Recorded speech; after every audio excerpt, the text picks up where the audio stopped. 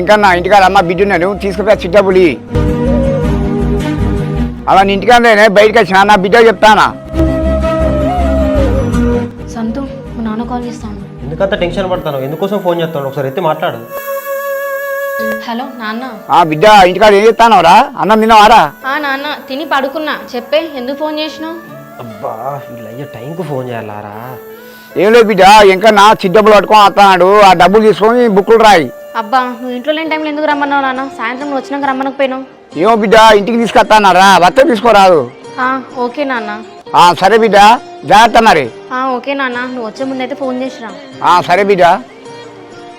సంతు ఇంటికట ఎవరో చిట్టి పైసలకు వస్తున్నారట, ఇక నువ్వు వెళ్తావా? నేను వచ్చిందే ఇప్పుడే వెళ్ళిపోమంటాను ఏంది బేబీ? కనీసం ఏమైనా కూర్చొని ఫ్రీగా మాట్లాడుకున్నావా?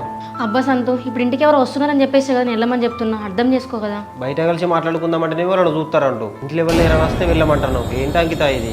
ఏమో సంతు నాకు భయం అవుతుంది, నువ్వు వెళ్ళిపోయిగా. భయపడకు బేబీ, నేను ఉన్నా కదా, నేను చూసుకుంటా. అబ్బా ఏంటి సంతు మీదకి వస్తున్నావు? అక్కడ పోయి కూర్చోపో. ఎందుకు అట్లా భయపడుతున్నావు బేబీ?